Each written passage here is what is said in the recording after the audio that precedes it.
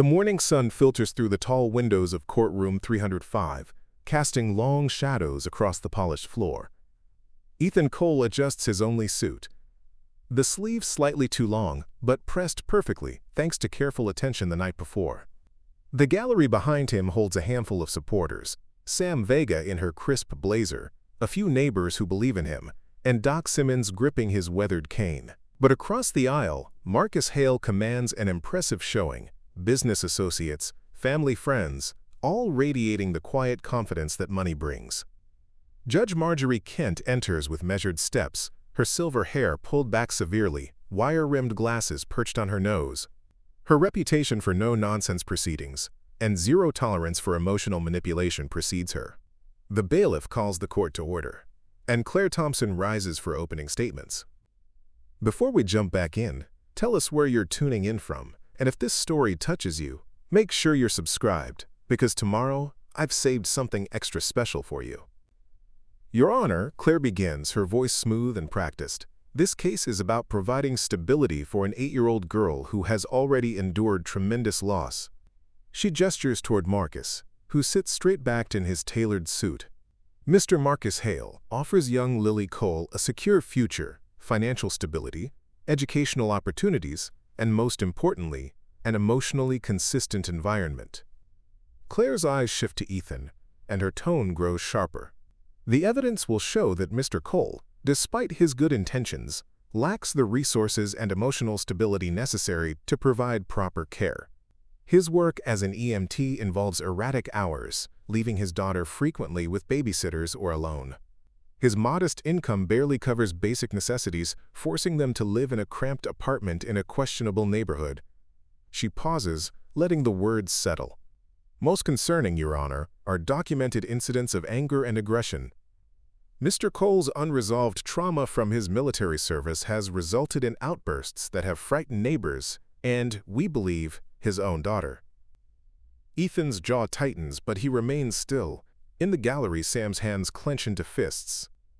Mr. Hale, by contrast, Claire continues, offers a spacious home in an excellent school district, the financial security that comes from his successful business career, and the emotional stability of a loving extended family. We ask this court to consider what is truly in Lily's best interests. Judge Kent nods curtly. Thank you, Miss Thompson. Mr. Cole, you may present your opening statement.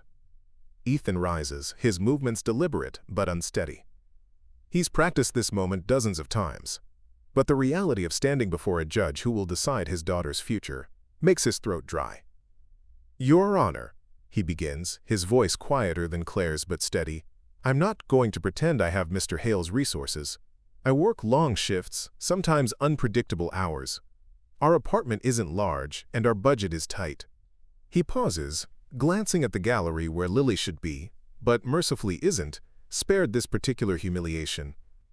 But Lily has never gone without love, attention, or care. When her mother died 3 years ago, we built a new life together. We make pancakes on Sunday mornings and read adventure stories before bed. She knows she can count on me, just like I know I can count on her. His voice grows stronger. The accusations about my character, about anger issues or instability, they're false. Yes, I served 2 tours in Afghanistan. Yes, I've seen things that stay with you. But I've worked hard to be the father Lily deserves, and I won't apologize for protecting what's left of our family. Judge Kent studies him for a long moment. Thank you, Mr. Cole. Ms. Thompson, call your first witness. The petitioner calls Marcus Hale to the stand. Marcus approaches with practiced confidence, his expensive shoes clicking against the marble floor. Under Claire's careful questioning, he paints a picture of himself as the concerned brother-in-law, motivated solely by love for his deceased sister and her daughter. Sarah asked me once, Marcus says, his voice catching slightly, to look after Lily if anything ever happened to her. At the time, it seemed impossible. Sarah was so young, so full of life. But now, he shakes his head sadly, I just want to honor my sister's wishes. When Claire asks about his concerns regarding Ethan, Marcus's tone becomes reluctant, as if speaking painful truths. I've witnessed Ethan lose his temper over small things. A dropped grocery bag, a missed turn while driving. Lily goes very quiet during these episodes, which concerns me greatly. And financially, He spreads his hands. A child deserves security, opportunities. I can provide those things. Ethan watches the performance, recognizing the careful manipulation but feeling helpless against its effectiveness. Judge Kent takes notes, her expression unreadable. When cross-examination time comes, Ethan approaches the podium with documents in hand. As he bends to retrieve a specific paper from his briefcase, something small and metallic tumbles out, hitting the marble floor with a distinctive ring. The courtroom falls silent. On the floor lies a tarnished silver star medal, its ribbon faded but recognizable. Ethan freezes, staring at it as if it were a live grenade. "Mr. Cole," Judge Kent says softly, "is that your medal?" Ethan straightens slowly, his face flushing.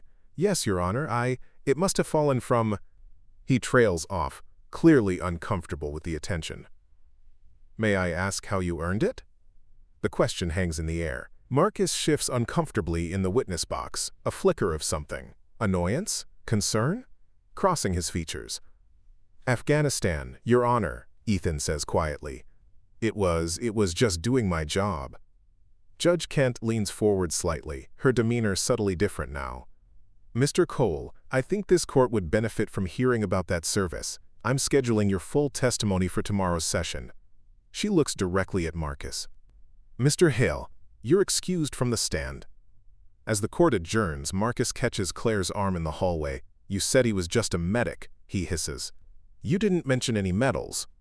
Claire's expression is troubled. "You never mentioned them either, Marcus. What else didn't you tell me?"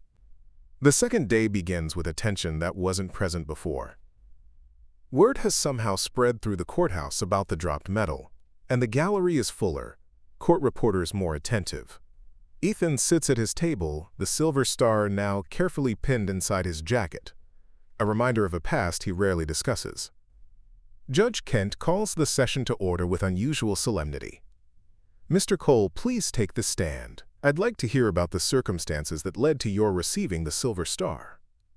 Ethan approaches slowly, his discomfort evident. After being sworn in, he sits rigidly, hands folded in his lap. "Your Honor, it was October 15, 2019. My unit was providing medical support for a convoy moving through Helmand Province when we were ambushed."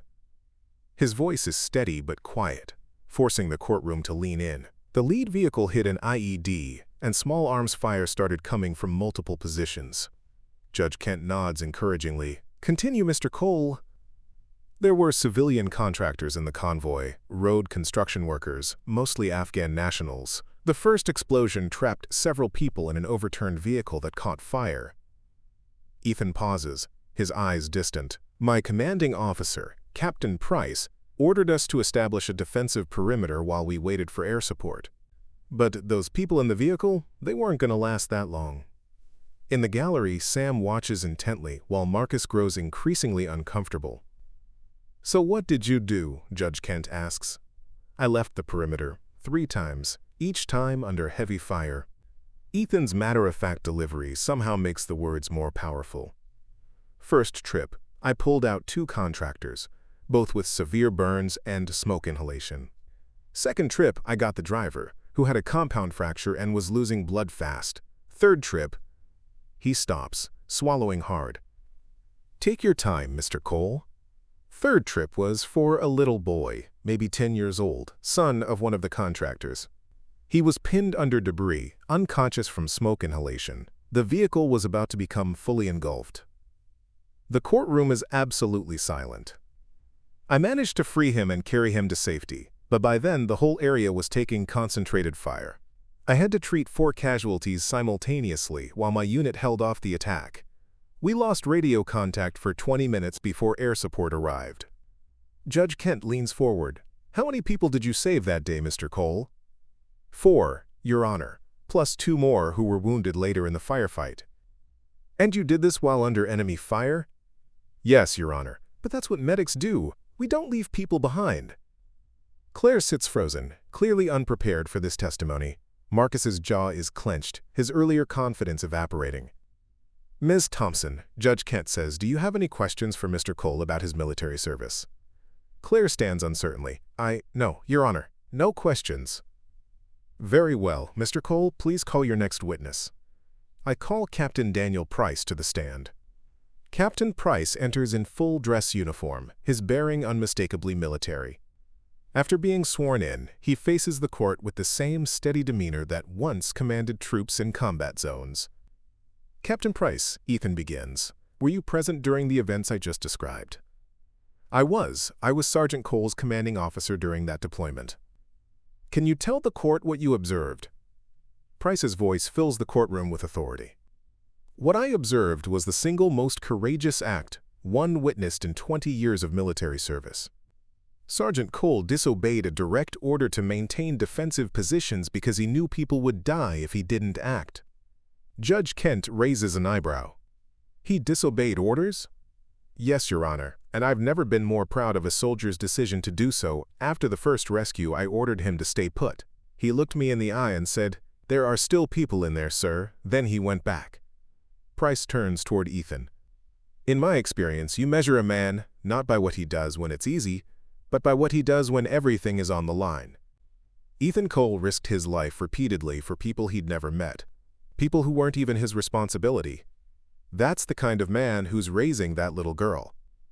During the lunch recess, Claire corners Marcus in a conference room. Why didn't you tell me about the Silver Star? About any of this? Marcus paces angrily. How was I supposed to know he was some kind of war hero? Sarah never talked about his military service. This changes everything, Marcus. The judge is looking at him completely differently now. So we adapt. There has to be something else. Financial instability. That anger issue we documented. What anger issue? Claire's voice is sharp. Because after hearing this testimony, I'm starting to wonder if your documented incidents are as reliable as you claimed. Marcus stops pacing, his expression hardening. Whose side are you on here, Claire? I'm on the side of the law. And right now, that means representing my client ethically, even if he's not being entirely honest with me. Outside the courthouse, Sam approaches Ethan as he stands alone on the steps, still in his ill-fitting suit. Hell of a testimony in there, she says. I hate talking about that stuff. Ethan's voice is tired. It feels like using something that shouldn't be used. Bullshit. You earned that medal, and more importantly, you earned the right to have people know who you really are, instead of who Marcus wants them to think you are. Sam pulls out a manila folder. Speaking of Marcus, I've been doing some digging into his finances. Want to see something interesting?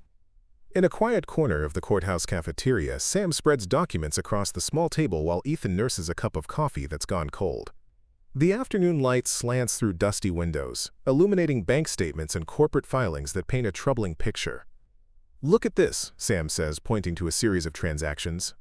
Marcus was treasurer of the Fallen Heroes Veterans Charity from 2018 to 2021. Clean books, regular donations, all very legitimate looking on the surface. She slides another document forward. But these are wire transfers from the charity's account to something called Patriot Holdings LLC. Guess who owns Patriot Holdings?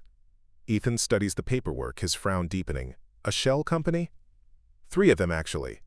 All feeding money into offshore accounts. We're talking about $2 million over 3 years, Ethan. Money that was supposed to go to veterans, medical care, job training, housing assistance. Jesus, Ethan leans back in his chair. But why are you showing me this? The custody case is exactly why he's targeting you. Sam interrupts. Think about it. When did Sarah die? 3 years ago. March 15th, 2022. Right around the time Marcus conveniently stepped down from the charity board. Probably right around the time he started worried that his dead sister's husband, the war hero medic who volunteers at veterans, shelters, might start asking uncomfortable questions about veterans not getting the help they need.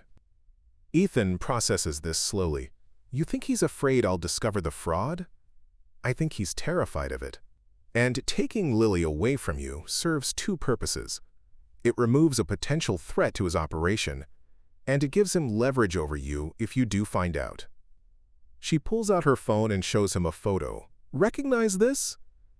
It's Marcus at what appears to be a charity gala, shaking hands with a man in military uniform.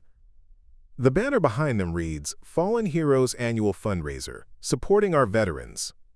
That's from 2020. Same year they raised $800,000 for veterans' mental health programs. Want to guess how much actually made it to veterans?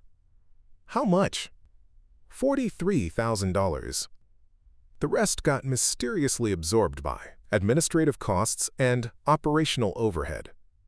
Ethan stares at the documents, his anger building slowly like a fire catching hold. How many veterans were supposed to get help? Over 300. PTSD counseling, job placement services, emergency housing assistance. The waiting lists are months long because there's supposedly no funding. But the money was there. The money was definitely there. Until it ended up in Marcus's investment portfolio. Through the cafeteria windows, they can see Marcus pacing in the courthouse lobby, phone pressed to his ear. His usually composed demeanor shows cracks, sharp gestures, an animated conversation that looks more like an argument. There's more, Sam continues. I traced some of the shell company transactions. At least 6 other veterans. Charities show similar patterns. This isn't just about one organization, it's systematic. Ethan watches Marcus through the glass, remembering odd interactions over the past 3 years.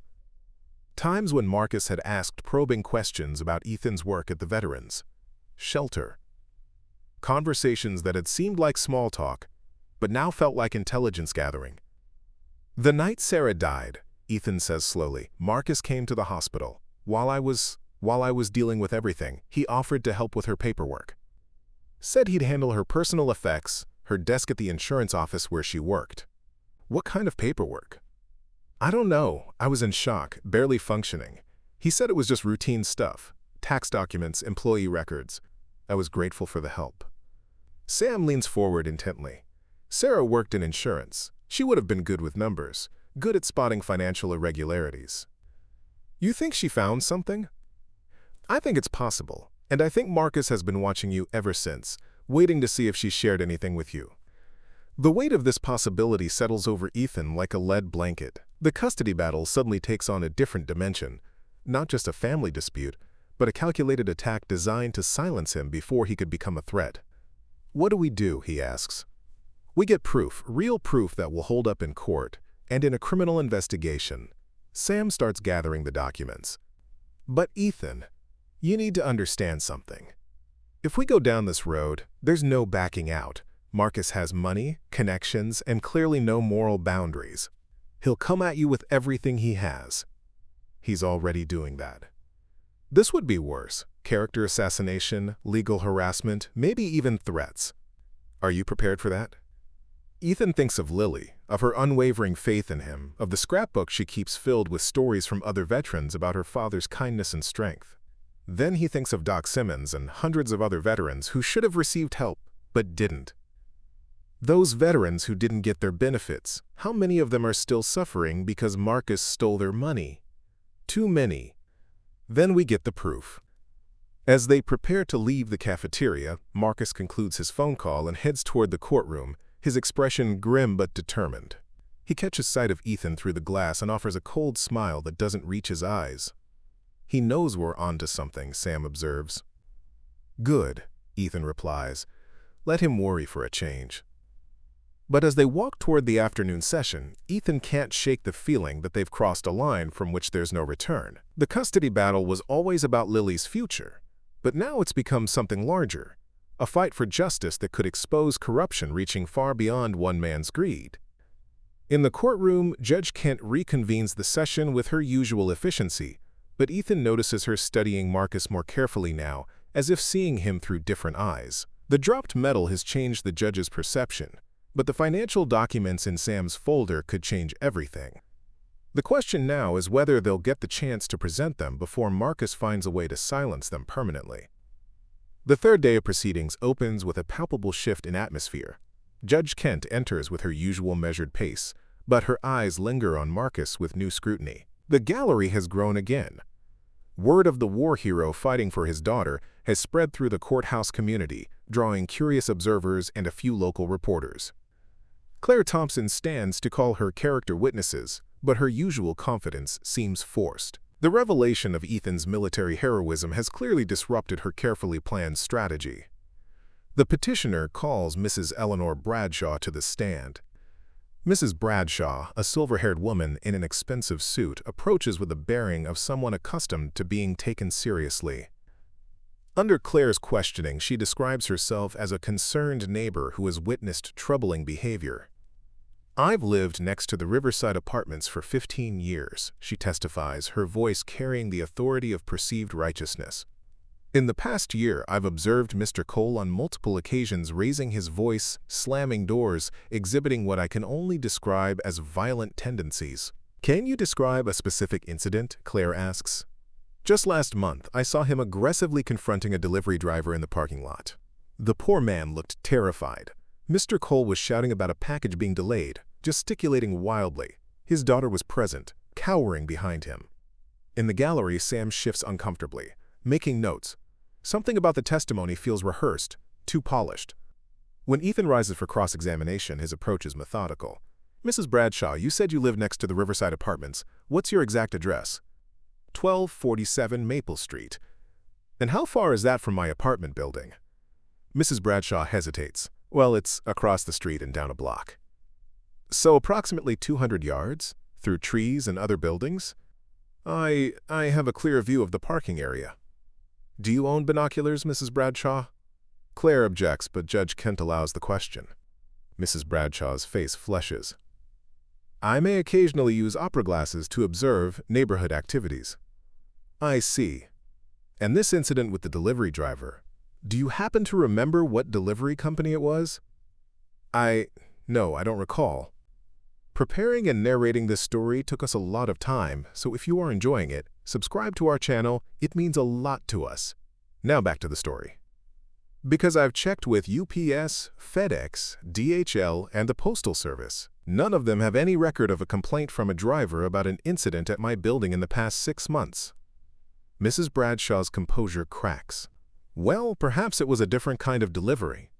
Mrs. Bradshaw, isn't it true that you've been paid $2,000 by Mr. Hale to provide this testimony?" Objection. Claire shoots to her feet, but the damage is done. Mrs. Bradshaw's silence speaks volumes. Judge Kent's expression darkens. "Mrs. Bradshaw, you may step down. Miss Thompson, I'd like to see you and both parties in chambers immediately." In the judge's chambers, the atmosphere is tense.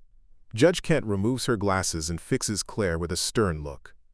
"Counselor, I've been practicing law for 27 years. I know the difference between genuine witness testimony and coached performance. That woman had clearly been rehearsed." Claire's face is pale.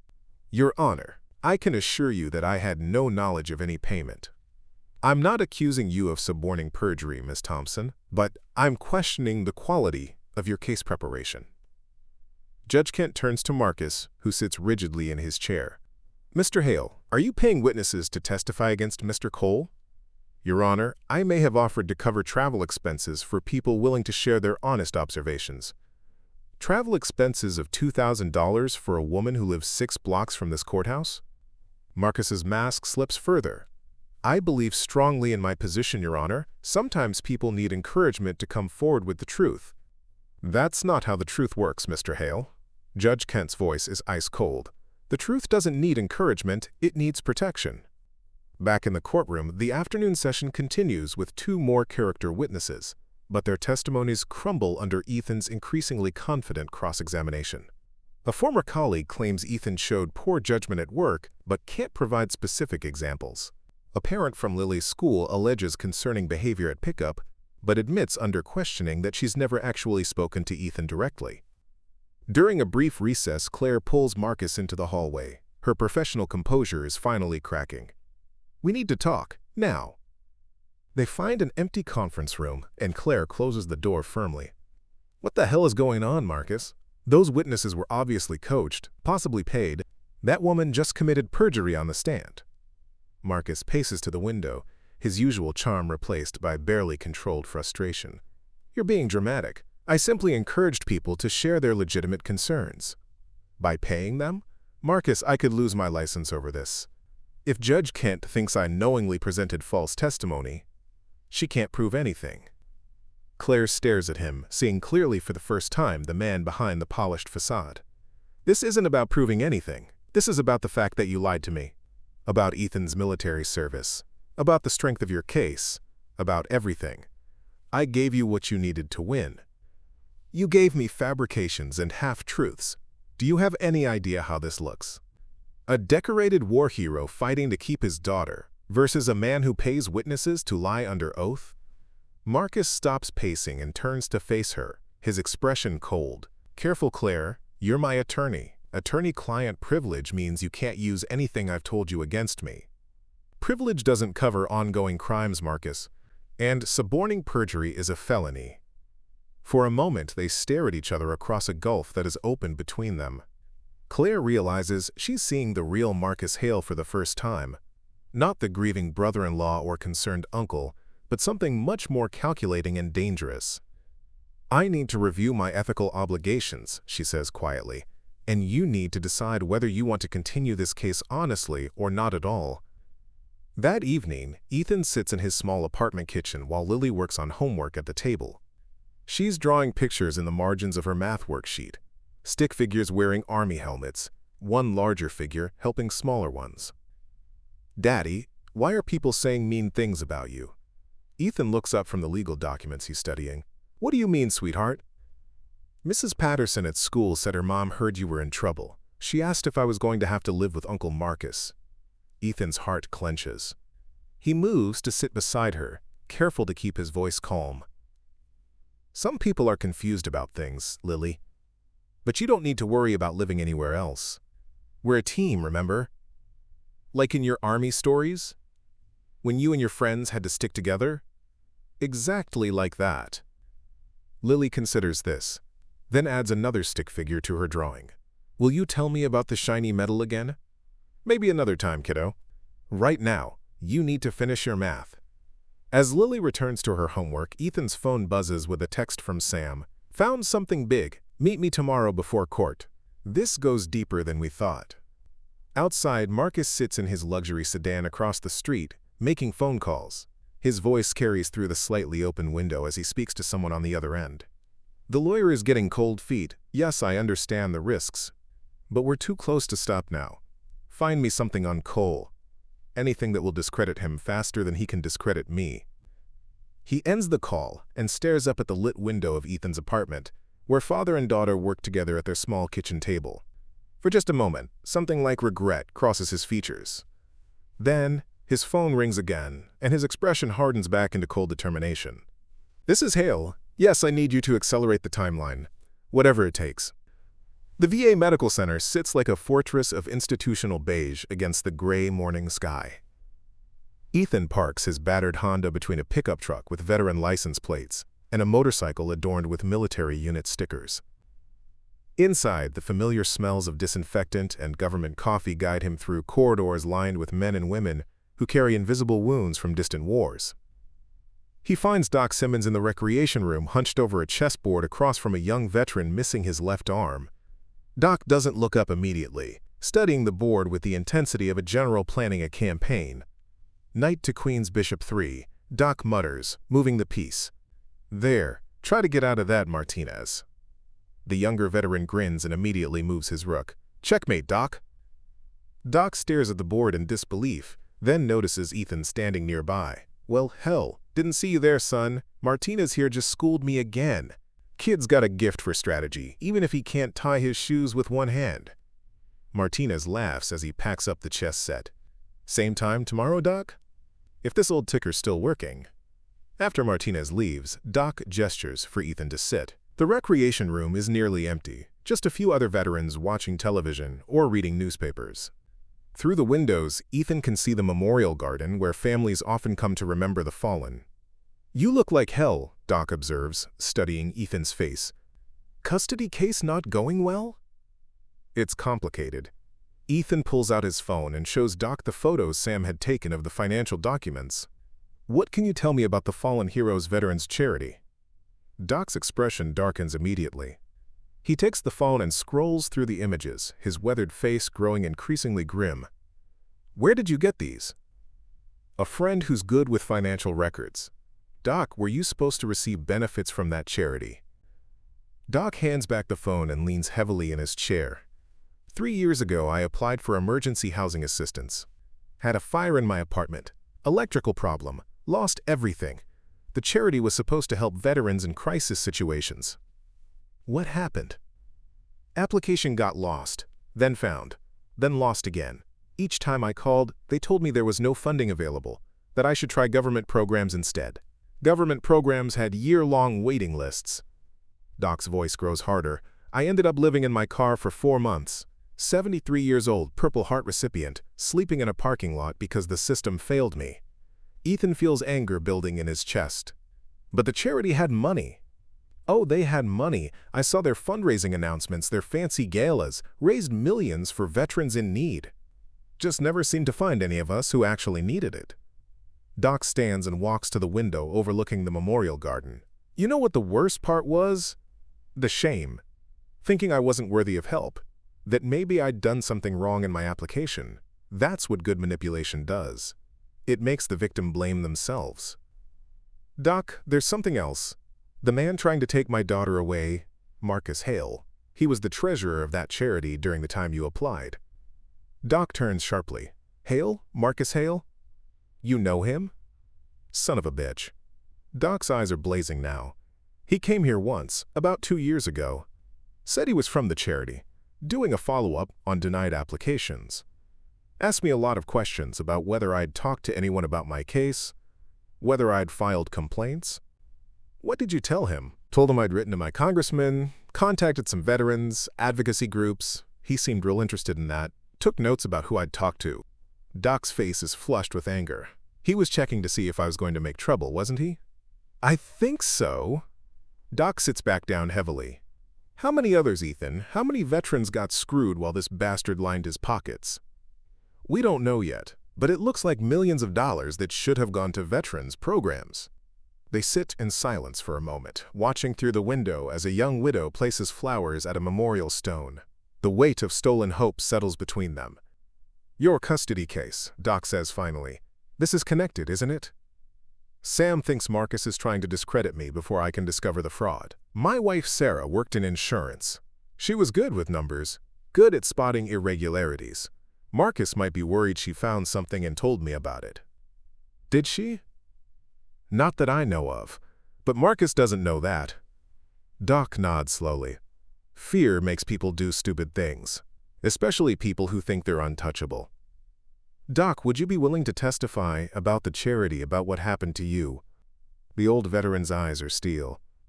Son, I've been waiting 3 years for someone to ask me that question. When do we nail this bastard? As they prepare to leave, Doc grabs Ethan's arm. There's something else you should know. That day Hale came here asking questions, he wasn't alone. Had some other guy with him, younger, wore an expensive suit, carried himself like military but corporate military, if you know what I mean. Can you describe him? Tall dark hair, had one of those Bluetooth earpieces that never came out. Hale called him Reynolds or something like that. Guy didn't say much, just watched and listened, made me uncomfortable. Like security? Like someone who handles problems. The kind of problems that need to disappear. Outside the VA center, Ethan calls Sam while sitting in his car. Doc's willing to testify. And Sam? There's more. Marcus had someone with him when he came to check on Doc. Someone who might be providing muscle or intimidation. I'm not surprised. I've been digging deeper into the financial records. This thing is huge, Ethan. Multiple charities, multiple states, possibly federal crimes.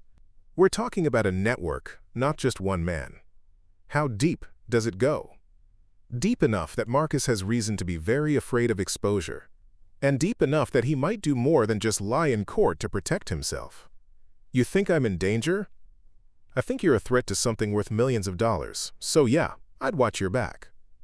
That evening, Ethan picks up Lily from her after-school program. As they walk to the car, she chatters about her day, her innocence, a stark contrast to the weight of corruption and danger pressing down on him.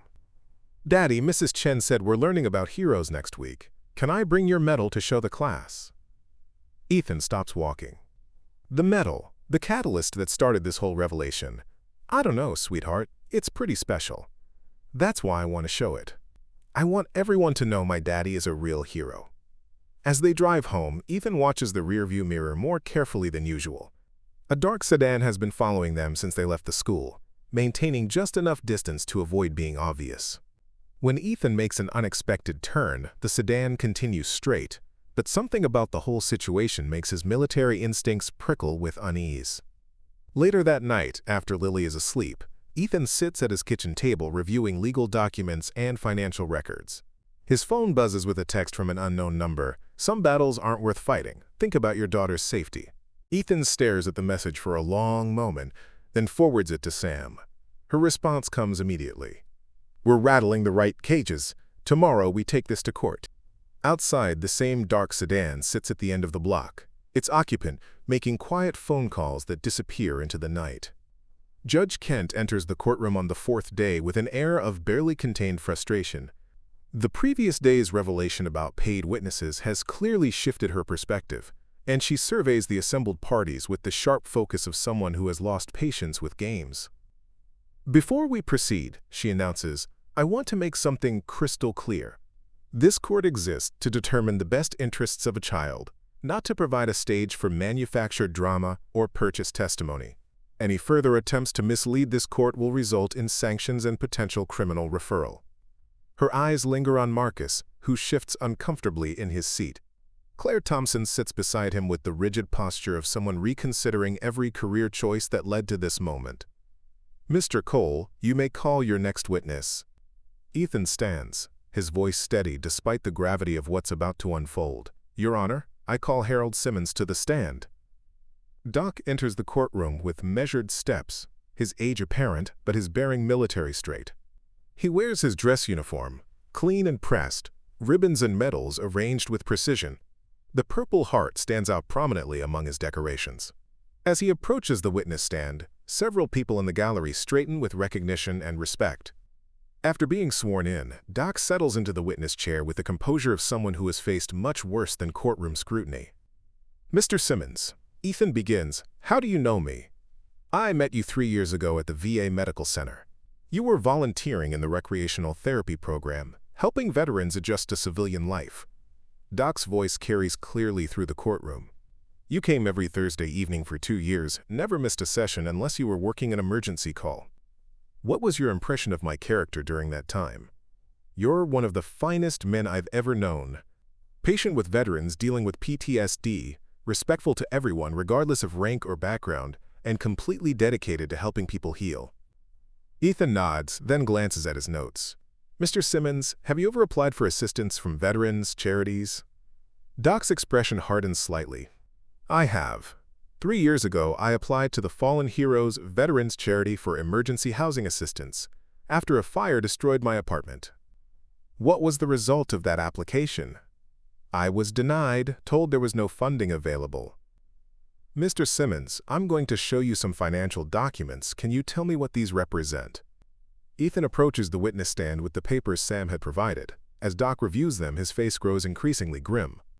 These appear to be bank records showing large transfers from the Fallen Heroes charity account to shell companies and offshore accounts. Millions of dollars that should have gone to veterans programs. During what time period? 2018 to 2021 primarily. Mr. Simmons, who was the treasurer of Fallen Heroes during that period? Doc looks directly at Marcus. According to these records, Marcus Hale. A murmur ripples through the courtroom. Marcus whispers urgently to Claire, who appears to be restraining him from standing.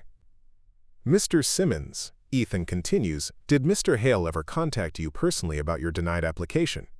He did. About 2 years ago, he came to the VA center asking questions about my case. He seemed very interested in whether I'd complained to anyone about being denied assistance. What was your impression of his visit? He was checking to see if I was going to cause trouble, making sure denied veterans stayed quiet about the charity's failures. Judge Kent leans forward. Mr. Simmons, you're testifying that Mr. Hale deliberately investigated veterans who had been denied assistance? Yes, Your Honor, and he wasn't alone. Had someone with him who looked like private security. Claire finally stands. Objection, Your Honor. This testimony about alleged financial irregularities has no bearing on the custody matter before this court. Judge Kent considers this. Mr. Cole, how does this testimony relate to your fitness as a parent? Your Honor, it establishes that Mr. Hale has been systematically monitoring me and other veterans who might expose his fraudulent activities. His custody suit isn't about Lily's welfare. It's about silencing me before I can reveal his crimes. I'll allow the testimony to continue, but you need to establish that connection more clearly. Ethan turns back to Doc. Mr. Simmons, when Mr. Hale visited you at the VA, did he ask about me specifically? He did. Wanted to know if you and I had discussed the charity, if you'd mentioned anything about veterans, benefits being denied. He seemed very concerned about what you might know. And this was while Mr. Hale was already planning to seek custody of my daughter? Based on the timeline, yes. Ethan approaches the bench with another document. Your Honor, I'd like to enter into evidence a private investigator's report showing that Mr. Hale hired attorneys to research custody law 6 months before he filed his petition, the same month he resigned from the charity board. Judge Kent examines the document. This suggests premeditation. Ms. Thompson, did your client inform you of his previous connection to veterans' charities when he retained your services? Claire stands reluctantly. No, Your Honor. Mr. Hale described himself as a concerned family member with no relevant background beyond his business experience. Mr. Hale, Judge Kent addresses Marcus directly. You're under oath. Did you serve as treasurer of the Fallen Heroes Veterans Charity? Marcus stands slowly, his composure cracking. Your Honor, my involvement with various charitable organizations. Yes or no, Mr. Hale? Yes, I was treasurer. And were you aware that Mr. Cole volunteers with veterans organizations? Yes, I was aware. Yet you failed to mention this to your attorney or to this court? Marcus's silence fills the courtroom like a physical weight. Judge Kent turns to Claire. Ms. Thompson, I'm calling a recess. I want to see you and Mr. Hale in chambers immediately. Mr. Cole, please have your investigator prepare any additional financial documentation for review. In chambers, the atmosphere is explosive. Judge Kent removes her robes and faces Claire and Marcus with undisguised anger. Counselor, your client has committed perjury by omission at minimum and possibly obstruction of justice. I'm obligated to report potential criminal activity to the appropriate authorities. Claire's face is pale. Your Honor, I request permission to withdraw from this case. I've discovered that my client misrepresented material facts when retaining my services. Motion granted. Mr. Hale, you have 48 hours to retain new counsel or represent yourself. This trial is suspended pending investigation of the financial allegations. Marcus finally explodes. This is insane. A simple custody case is being turned into a witch hunt based on unsubstantiated allegations from disgruntled veterans. Mr. Hale, Judge Kent's voice is ice. I suggest you use your 48 hours wisely. Because when we reconvene, this court will be very interested in hearing your explanation for why a multi-millionaire businessman needed to fraudulently deny emergency housing to a homeless 73-year-old Purple Heart recipient. Outside the courthouse, reporters swarm as word spreads about the dramatic testimony. Sam meets Ethan on the steps, her expression a mixture of satisfaction and concern. Well, we got their attention, she says, but now comes the dangerous part. Cornered rats tend to bite. Ethan nods, watching as Marcus storms past without acknowledging them, his phone already pressed to his ear. How long before this becomes a federal investigation? With the amounts of money involved and the interstate nature of the fraud, I'd say we've got maybe a week before the FBI gets interested. That gives Marcus a week to try to silence us. Exactly, from here on out, we watch our backs. As they walk toward the parking garage, neither notices the dark sedan following at a discreet distance, or the man in the passenger seat speaking quietly into a secure phone. Phase 1 complete. Target has been isolated. Recommend implementing containment protocols immediately. The custody battle has become something much larger and more dangerous, and Ethan Cole, decorated war hero and devoted father, has just become the primary target in a fight that will determine not only his daughter's future, but the fate of hundreds of veterans who deserve the benefits stolen from them. The next phase of the war is about to begin. The diner sits on the edge of town like a relic from another era, its neon sign flickering against the evening sky. Inside, red vinyl booths and checkered floors create the kind of atmosphere where serious conversations happen over coffee that's been brewing too long. Ethan slides into a corner booth, scanning the room with the automatic vigilance that never quite leaves former soldiers. Captain Price arrives 10 minutes later, still carrying himself with military precision despite being in civilian clothes. His eyes sweep the diner with the same tactical awareness as Ethan's before he settles across from him. Sam said you needed to talk, Price says without preamble, something about the charity case getting bigger. Before Ethan can respond, Sam appears at their table, sliding in beside Price with a manila folder thick with documents. "Thanks for coming, Captain. What we're about to discuss could end up being federal testimony." Price nods gravely. "I figured as much when I heard about the courtroom fireworks yesterday. Marcus Hale, right? I remember that name." "You know him?" Ethan asks. "Not personally, but I remember a visit he made to our forward operating base in 2019. He was there as part of some charity inspection, said he was evaluating how donated funds were being used for equipment and supplies." Sam leans forward intently. "What kind of inspection?" "Official enough.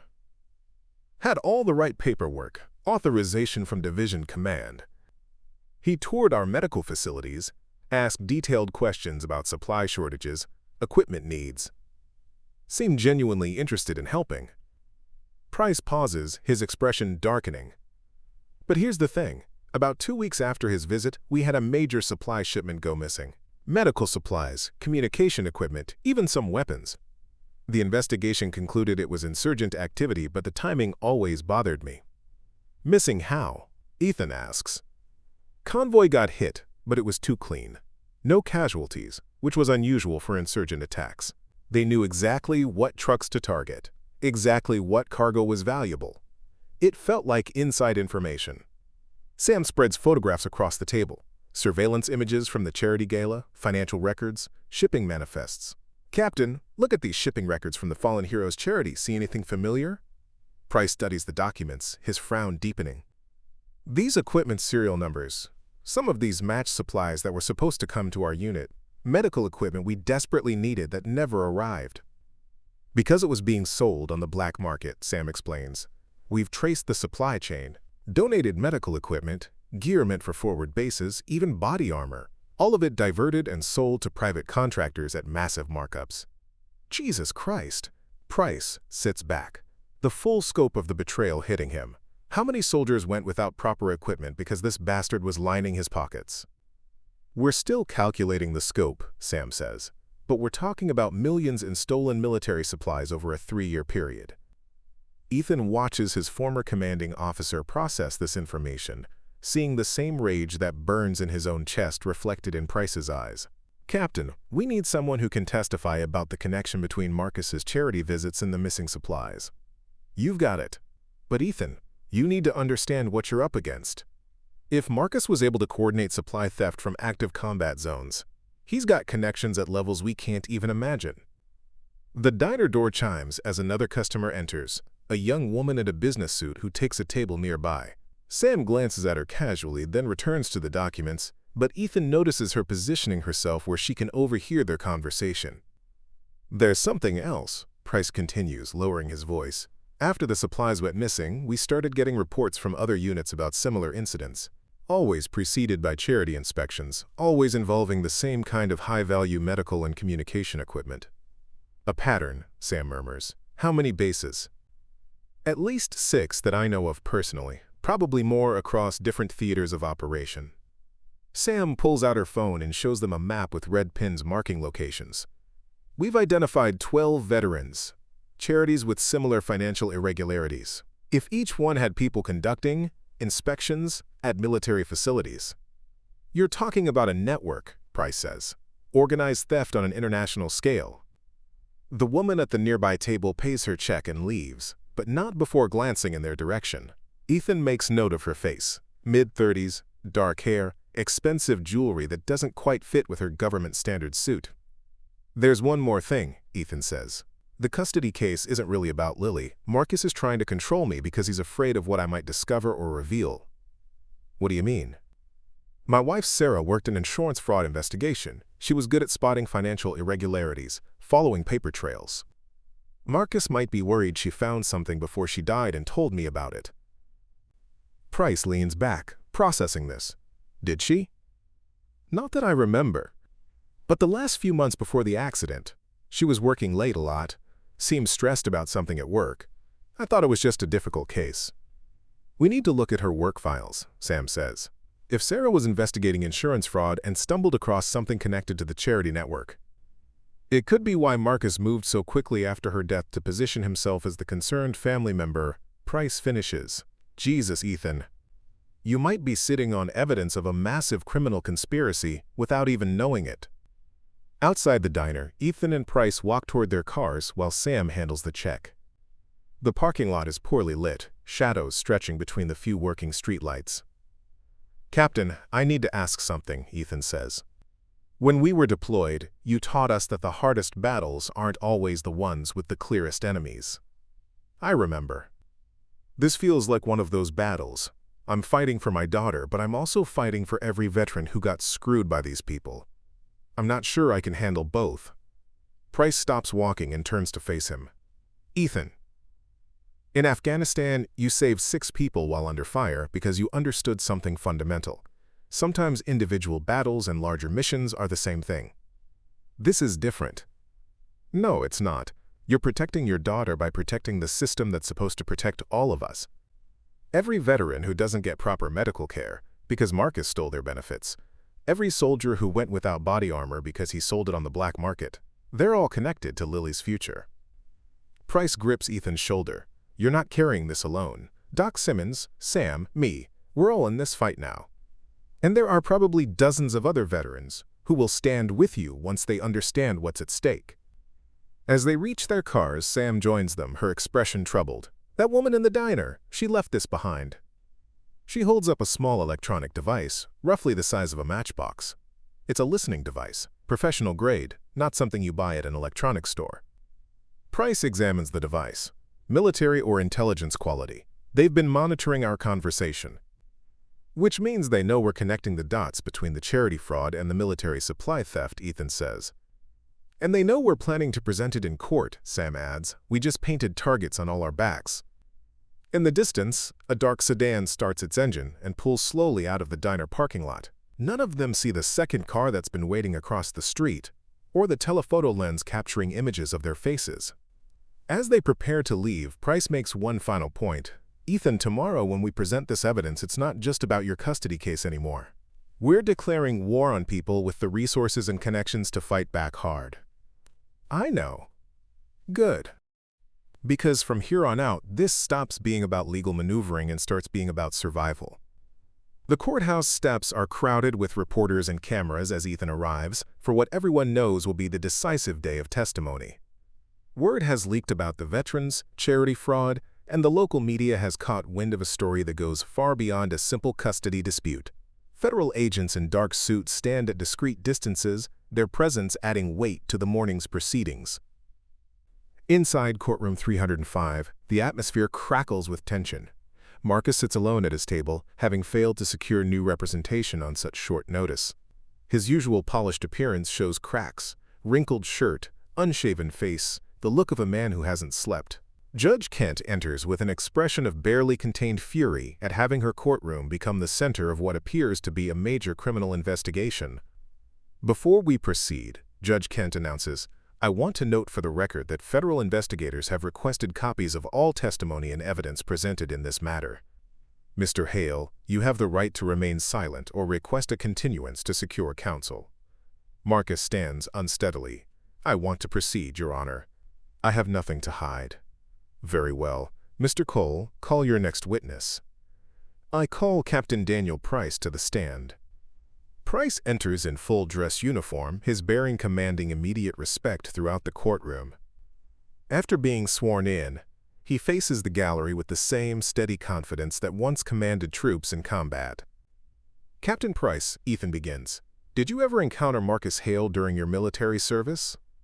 "I did. In September 2019, Mr. Hale visited our forward operating base in Afghanistan as part of what he described as a charity inspection."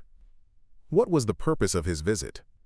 "He claimed to be evaluating how donated funds were being used, assessing equipment needs, determining where charitable donations could have the greatest impact on soldier welfare." Price's voice carries clearly through the packed courtroom. "He toured our medical facilities, asked detailed questions about supply shortages, took extensive notes about equipment serial numbers and shipping schedules." "What happened after his visit?" 2 weeks later, a convoy carrying critical medical supplies and communication equipment was attacked. The attackers knew exactly which vehicles to target and what cargo was most valuable. It was too precise to be random." Ethan approaches the witness stand with a thick folder. Captain Price, I'm showing you shipping manifests from the Fallen Heroes Veterans Charity. Do you recognize any of these equipment serial numbers? Price studies the documents, his expression growing increasingly grim. These are medical supplies that were supposed to be delivered to my unit. Equipment we desperately needed that never arrived. According to these records, where did that equipment end up? Sold to private contractors at 5 times the military wholesale price. A murmur ripples through the courtroom. In the gallery, several reporters frantically take notes while federal agents exchange meaningful glances.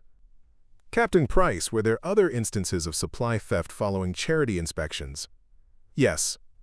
I've since learned of at least 8 other forward operating bases that experienced similar thefts after visits from representatives of various veterans. Charities. Judge Kent leans forward. Captain, are you testifying that there was a coordinated effort to steal military supplies using charitable organizations as cover? Yes, Your Honor, and Mr. Hale was a key figure in that operation. Marcus jumps to his feet. This is outrageous! These are unsubstantiated allegations based on coincidental timing. Mr. Hale, Judge Kent's voice cuts like ice. You will remain seated unless addressing this court properly. Ethan continues his examination. Captain Price, did this theft of medical supplies impact soldier safety? Directly. We lost 2 soldiers who might have survived if we'd had the advanced trauma equipment that was supposed to arrive in that convoy. Equipment that was instead sold for profit. The courtroom falls silent except for the scratch of reporters, pens, and the quiet sobbing of someone in the gallery. Your Honor, Ethan says, I'd like to present financial records showing the connection between stolen military supplies and Mr. Hale's personal accounts. Sam approaches the bench with banker's boxes full of documents. These records show wire transfers totaling $3.2 million from shell companies connected to military supply sales directly into accounts controlled by Marcus Hale. Judge Kent examines sample documents. Mr. Hale, these appear to show substantial unexplained income during the period when you served as treasurer of the Veterans Charity. How do you explain these deposits? Marcus remains seated, his silence speaking volumes. Furthermore, Ethan continues, phone records show that Mr. Hale made 17 calls to known black market arms dealers during the week preceding each supply convoy attack. Objection, Marcus finally speaks. These records were obtained illegally. Mr. Hale, Judge Kent interrupts, you are not represented by counsel. If you wish to make legal objections, I suggest you understand the implications of proceeding without an attorney. Sam steps forward with another folder. Your Honor, we've also uncovered evidence that Mr. Hale's network extends to city government. 3 city council members who voted to approve zoning for his development projects received substantial donations from accounts linked to the stolen military supplies. This is a witch hunt, Marcus shouts, his composure finally cracking completely. I'm being railroaded by an unstable veteran with PTSD and his conspiracy theories. Judge Kent's gavel comes down like thunder.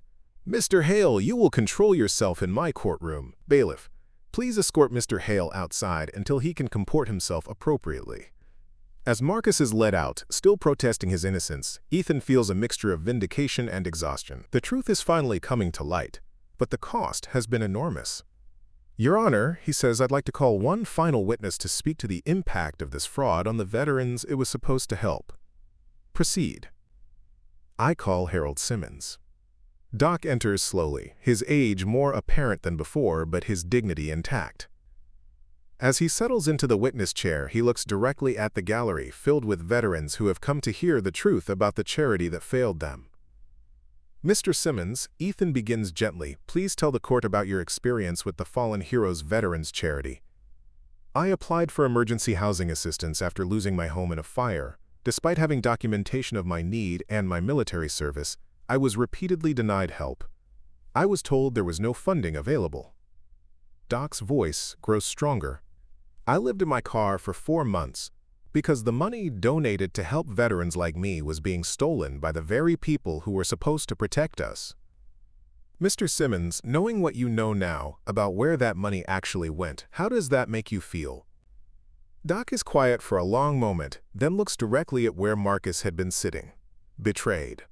Not just by one man, but by a system that allowed him to prey on the very people who sacrificed everything for their country.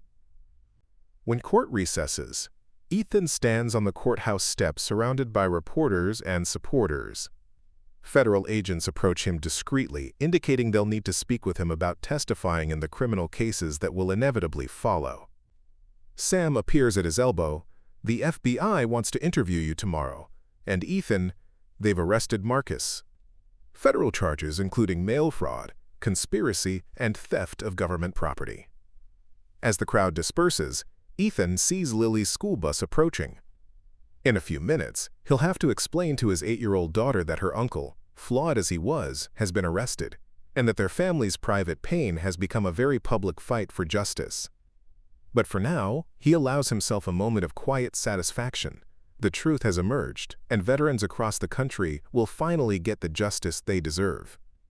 Security at the courthouse has been heightened significantly for the final day of proceedings.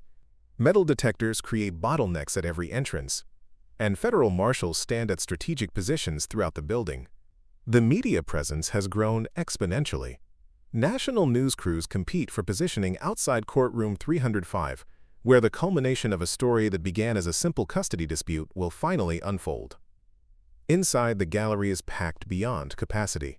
Veterans in dress uniforms sit alongside family members, advocacy group representatives, and federal investigators taking careful notes. The air hums with tension and anticipation as everyone waits to see how Judge Kent will rule in a case that has exposed corruption reaching from local charities to international military supply chains. Marcus enters flanked by federal marshals, his hands cuffed, wearing an orange jumpsuit that marks his transition from wealthy businessman to federal defendant. The contrast with his earlier polished appearances is stark and deliberate. The system he tried to manipulate now controls every aspect of his presence. Judge Kent enters with the bearing of someone who has spent the past week reviewing evidence that shook her faith in institutions she once trusted. Her face is set in lines of controlled anger as she surveys the courtroom that has become the epicenter of a federal investigation. Before we proceed with final arguments in the custody matter, she begins, "I want to address the criminal allegations that have emerged during these proceedings. Mr. Hale, federal authorities have filed charges against you that include conspiracy, mail fraud, theft of government property, and racketeering. Do you understand these charges?" Marcus, looking smaller and more defeated than anyone has ever seen him, nods weakly. "Yes, Your Honor." "Your constitutional rights regarding those criminal charges are being handled in federal court. This proceeding will focus solely on the custody of Lily Cole, though the evidence of your criminal activity is directly relevant to your fitness as a guardian." Judge Kent turns to Ethan. "Mr. Cole, do you wish to present closing arguments?" Ethan stands, his posture reflecting the confidence of a man who has finally been vindicated. "Your Honor, when this case began, Mr. Hale painted me as an unstable, financially insecure veteran unfit to raise my own daughter. The evidence has shown something very different." He gestures toward the gallery filled with veterans. "These men and women represent hundreds of others who were denied benefits, medical care, and support because Mr. Hale stole money meant to help them. They represent soldiers who died because medical equipment donated in their honor was sold on the black market instead of reaching forward operating bases." Ethan's voice grows stronger. "But they also represent something else, the real military values that Mr. Hale tried to exploit for profit. Loyalty, sacrifice, putting others before yourself. These are the values I've tried to instill in my daughter, and these are the values that will guide her upbringing." He pauses, looking at the empty defense table where Marcus should be sitting with counsel. "Mr. Hale claimed to offer stability and security, but what kind of stability comes from wealth built on the suffering of veterans? What kind of security exists in a life built on lies and theft?" "Your Honor, Lily needs more than financial resources. She needs integrity, honesty, and the knowledge that doing the right thing matters more than personal gain. Those are values I can provide, not because of my bank account, but because of who I am." Judge Kent nods slowly. "Thank you, Mr. Cole. Mr. Hale, do you wish to make a statement?" Marcus rises unsteadily, his voice barely audible. "Your Honor, I believed I was acting in Lily's best interests. I thought I could provide opportunities that—" He trails off, perhaps finally recognizing the hollowness of his prepared remarks in the face of overwhelming evidence of his crimes. "I have no further statement, Your Honor." Judge Kent takes a moment to review her notes, the courtroom waiting in absolute silence for her decision. In my 27 years on the bench, she begins, I have never encountered a case where the initial allegations proved so completely opposite to the underlying truth. Mr. Hale presented himself as a stable, successful businessman concerned about his niece's welfare. The evidence shows him to be a criminal who exploited veterans' charities to steal millions of dollars, directly contributing to the deaths of American soldiers overseas. She looks directly at Ethan. Mr. Cole was portrayed as an unstable veteran with anger issues and financial problems. The evidence shows him to be a decorated hero who has dedicated his civilian life to helping other veterans, a loving father who has raised his daughter with integrity and compassion, and a man with the moral courage to expose corruption even when it put his own family at risk. The courtroom holds its collective breath. Custody of Lily Cole is awarded fully and permanently to her father, Ethan Cole. All visitation rights for Marcus Hale are terminated permanently. Furthermore, I am recommending that the state investigate how Mr. Hale was able to initiate these proceedings without proper background screening, and I am referring this case to federal authorities as evidence of witness tampering and attempted obstruction of justice. Judge Kent's gavel comes down with finality. This court is adjourned. The courtroom erupts in applause and cheers. Veterans stand and salute as Ethan makes his way through the crowd, accepting handshakes and words of support. Sam embraces him fiercely, tears in her eyes. Doc Simmons approaches slowly, offering a crisp military salute that Ethan returns with equal precision. You did good, son, Doc says quietly. Your daughter's going to be proud when she's old enough to understand what you accomplished here. Outside the courthouse, Ethan faces a wall of reporters and cameras. The questions come rapid fire. What's next for the federal investigation? How does it feel to expose such a massive conspiracy? What would he say to other veterans who might be victims of similar fraud?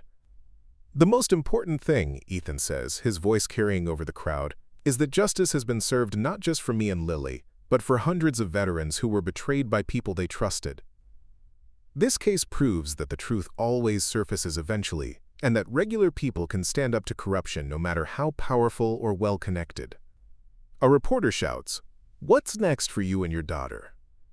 Ethan smiles, the first genuinely relaxed expression anyone has seen from him in weeks. We're going home. We're going to make pancakes for dinner and read adventure stories before bed. And tomorrow, we're going to start planning new ways to help veterans get the support they deserve. As the crowd begins to disperse, federal agents approach Ethan discreetly. Mr. Cole, we'll need you to testify in the criminal trials. This investigation is expanding to include at least 12 other charities and possibly connections to international arms trafficking. Whatever you need, Ethan replies. These people need to be held accountable for every veteran they hurt. That evening, Ethan picks up Lily from school personally for the first time in weeks. She runs to him with the unrestrained joy of a child who finally has her father back, wrapping her arms around his waist and refusing to let go. Daddy, Mrs. Chen said you were on TV. She said you're a real hero. Ethan kneels to her level, looking into eyes that reflect Sarah's intelligence and compassion. You know what makes someone a real hero, Lily? Saving people. Standing up for what's right, even when it's scary or difficult. You've been doing that this whole time by believing in me when other people didn't. As they walk to the car, Lily chattering about her day and the classmates who want to hear about her famous father, Ethan feels a weight lifting from his shoulders that he didn't even realize he'd been carrying. The battle is won, but more importantly, the war for truth and justice has claimed a significant victory. The medal in his jacket pocket, the catalyst that started this entire revelation, seems lighter now, transformed from a burden of unwanted attention into a symbol of the values that guided them through their darkest hour. 6 months later, the community center in Sophia's neighborhood buzzed with an energy that had nothing to do with corporate politics or viral videos. The Chess for Change fundraiser had drawn an eclectic crowd that mixed business suits with work uniforms, expensive handbags with backpacks held together by duct tape, creating the kind of genuine diversity that most corporate events achieved, only through carefully managed optics. Claire Hawthorne stood near the registration table, her jeans and casual sweater a far cry from the power suits that had once defined her professional identity.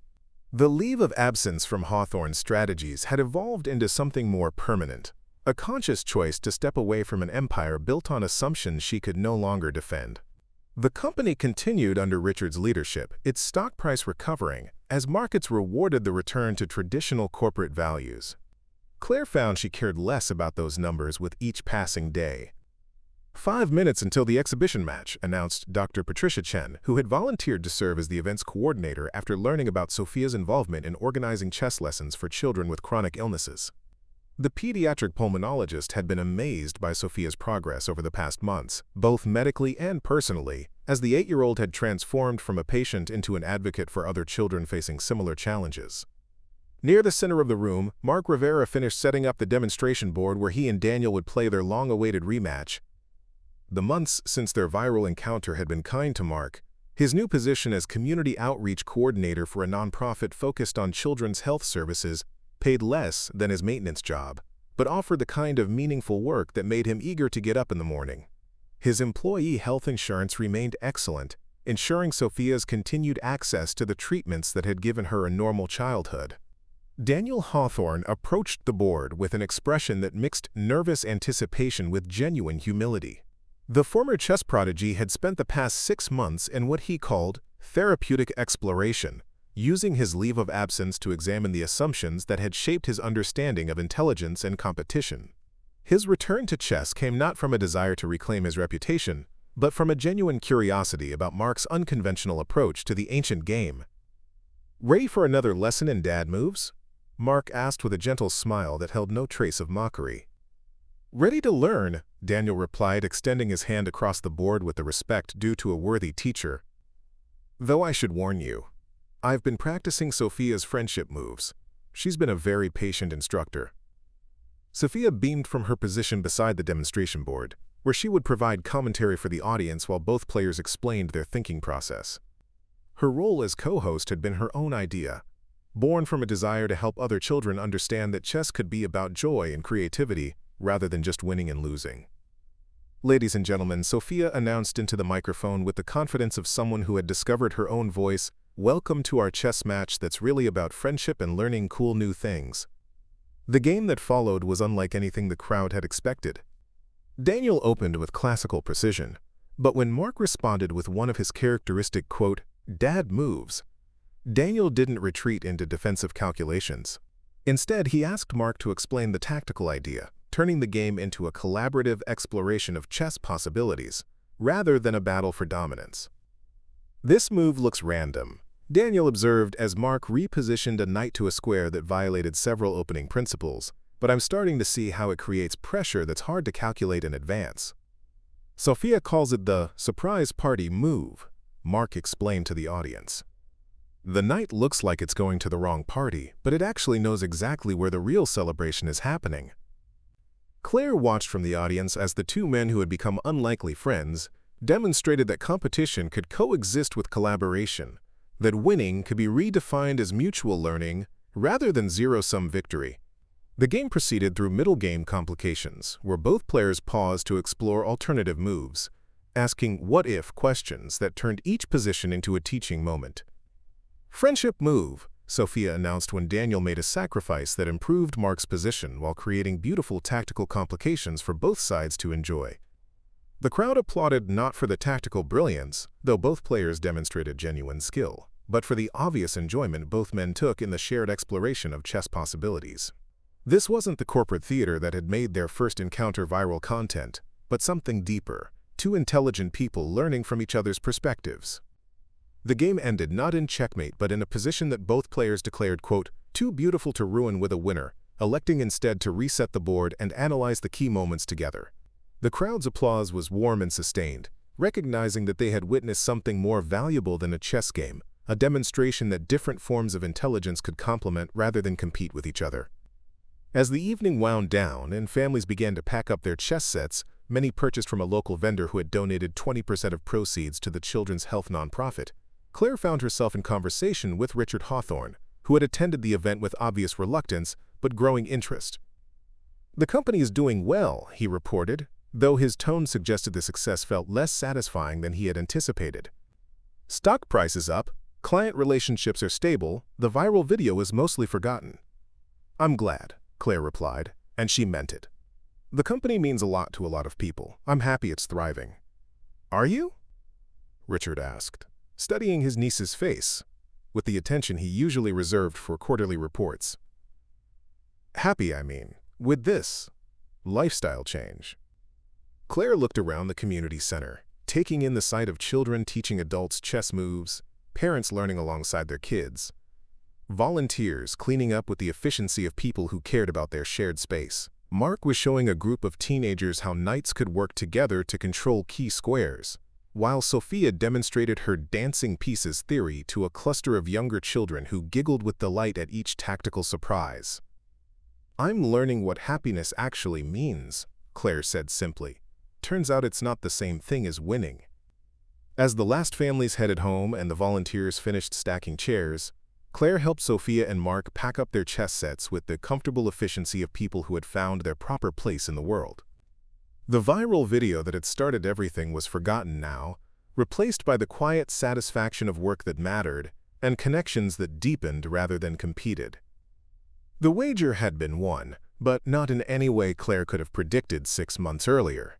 The real victory hadn't been measured in chess moves or corporate quarterly reports, but in the transformation of 3 lives that had learned to see winning as something larger than personal advancement. In a world that often rewarded conquest over connection, they had chosen to play a different game entirely, one where friendship moves counted as victories, and the best stories were the ones where everyone learned something new. The pieces were put away, but the game would continue tomorrow. Up next, you've got 2 more standout stories right on your screen. If this one hit the mark, you won't want to pass these up. Just click and check them out. And don't forget to subscribe and turn on the notification bell so you don't miss any upload from us.